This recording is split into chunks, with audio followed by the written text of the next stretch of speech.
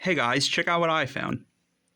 I was able to go to a townwide yard sale that had about 110 homes registered to sell, and I was able to drive past and stop at maybe 50 to 60 of the houses. Some of the people didn't set up, and others packed up early, but I was able to get to a good deal of them early on and get a lot of good items before other people got them. And it was a really successful day. As you can see, I have a bunch of jewelry here, and I have more items off screen, some silver items that are too big to fit in this field of view right now.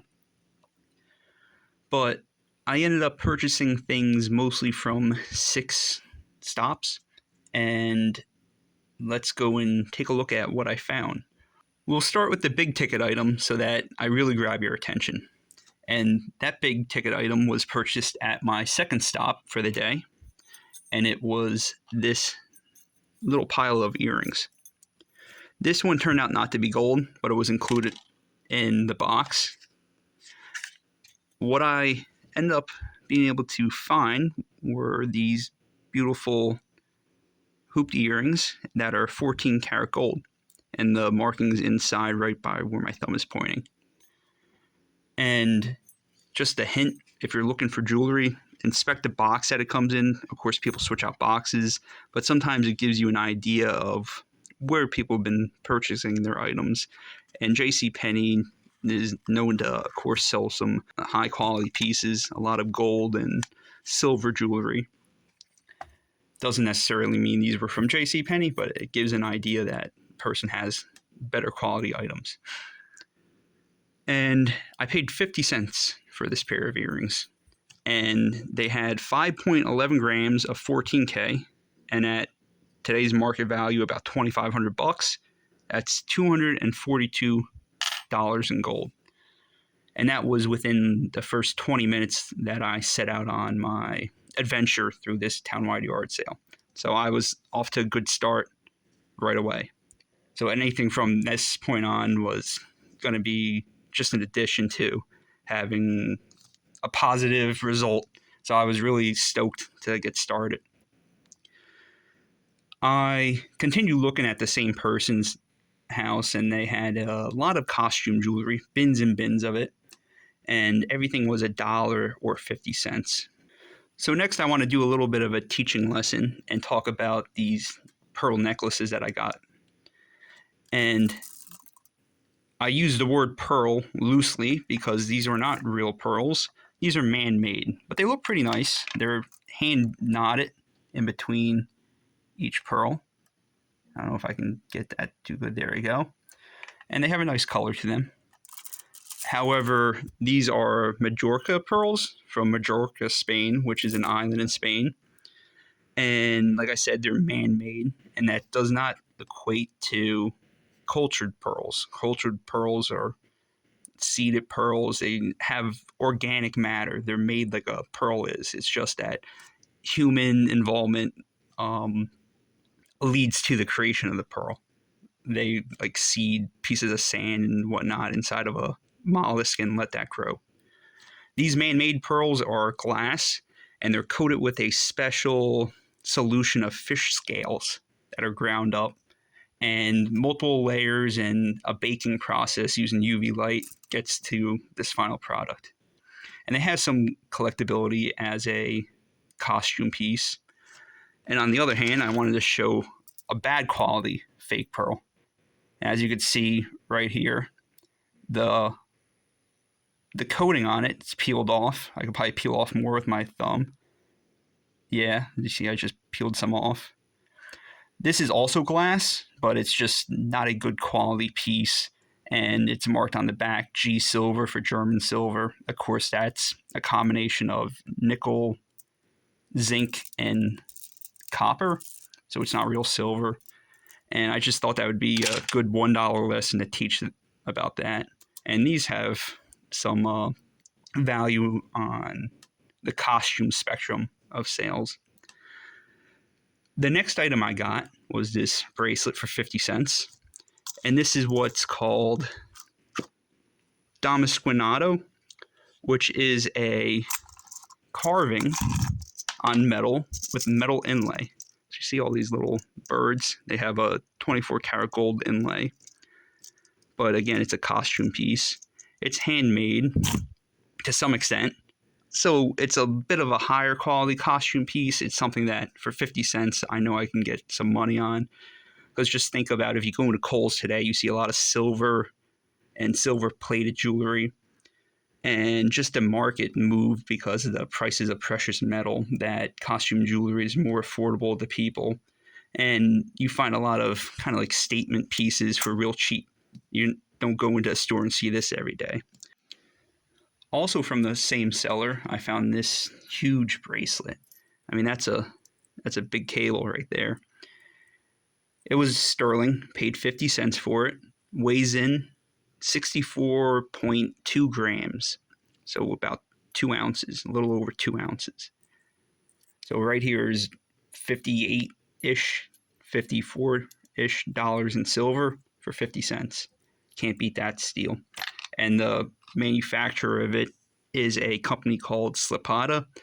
And I've been finding a lot of jewelry from that designer.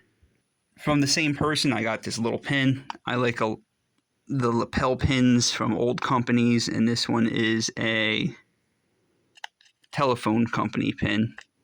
And it's made by Balfour. They made championship rings all the way back in the early 1900s.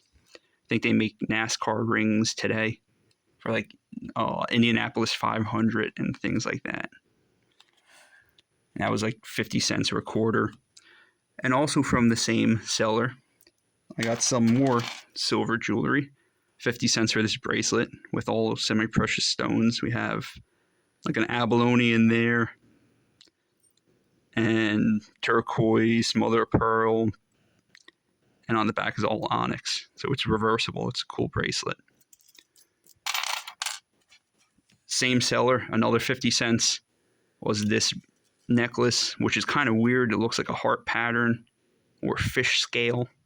I thought it was a pretty cool piece for a half a buck. Can't beat it because it's silver. And just one more item from the seller was this little silver chain. It was really short, probably a child's chain, but the value of silver definitely exceeds the 50 cents I paid for it. And the next house that I stopped at was basically a mansion. And this was on the table. And when I asked the owner how much they wanted $3 for it. And I always think it's kind of funny when you find jewelry in the box with a price tag on it and it tells you everything about it, sterling silver and diamond chips.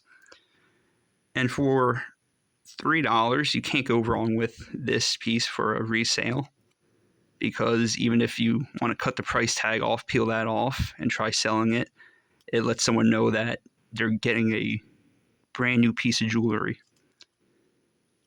And this, I could tell by the label, is probably a Walmart piece. I don't know if it even says it on here, but I've seen these labeling at Walmart jewelry stores.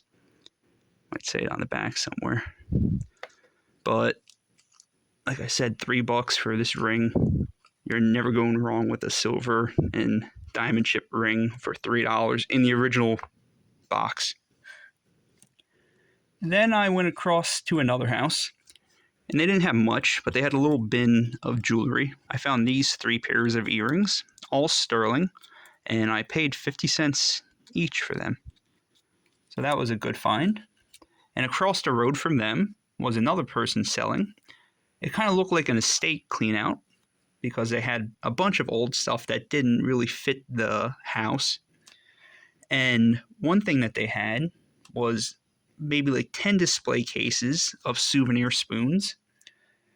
And you should definitely look at souvenir spoons if you're looking for silver, because the older ones a lot of times were sterling silver, 800 silver, which is more European. In this case, I found 3 sterling pieces and 2 non-sterling pieces that I just liked. So this is one of the sterling pieces. and it's marked on the back. And this one is marked on the back of the llama. However, right on the front that I thought was funny was that it had 925. So it was pretty clearly marked that it was going to be sterling. I don't know how someone missed that. And then we have another one from Mexico that's marked sterling. I'll throw these images up on the left in case you can't see that zoomed in. I like this one because I'm a coin collector, and the bowl of the spoon is a coin. 1980s, I think. What year? Yeah, exactly 1980. And like I said, it was just cool to me. I paid $2 a piece for these spoons, and the silver ones I think were about an ounce combined. So let's clear this out of the way. What I have here is a set of 8 sterling silver and glass coasters. What you want to do for pieces like this is to look along the side for markings, and you'll see either silver plate, and in this case we have a sterling silver mark right there. The seller wanted $1 a piece. My estimate is that there's 4 to 5 grams of silver per coaster, and for $1, that's a great deal. This is referred to as a nut bowl, a condiment dish, a candy dish, but once again, it has sterling silver attached to glass. And this piece, what you want to do is look along the bottom base or on the inside somewhere around here, and you can find markings. You'll either see like silver plate, or you'll find a marking like this for sterling, and the manufacturer is referred to as Webb, which should be Webster Silver Company. And this was $1.50. So my guess is we'll round down on that one. This is probably more than 5 grams, but we'll say 10, 20, 30, 40, 45 grams of silver here for $9.50.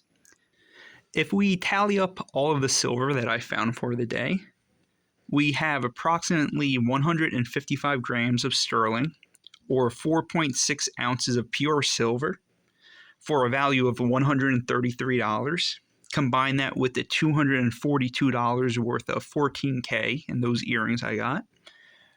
We have a total of $375 in melt value for these precious metals, which isn't bad for about 2.5 hours of yard sale hunting. To wrap things up, I just wanted to thank you for watching, and my goal is always to teach people. So hopefully you learned something, whether it was the Majorca pearls and the interesting way in which those are manufactured, or advice on how to find silver, whether it's going through souvenir spoon collections and looking for sterling pieces, or it might just be looking through bins of jewelry and identifying value in gold and silver pieces that you can get your hands on. But I really do like to make these videos because I want to try to convey knowledge to people and also gain knowledge from others as well. And a good way to do that is to stay in contact. So if you found something interesting about my videos, or if you learned something, I want to hear about it so I know what path to take on making new videos. So if you want to leave a comment, I'd appreciate it. If you'd like to stay in contact and see what else I have to share, please subscribe. And it lets me know what people like to see and what I should continue focusing on. Once again, thank you for watching, and remember that there's treasure out there, and you never know what you might find, so stay searching.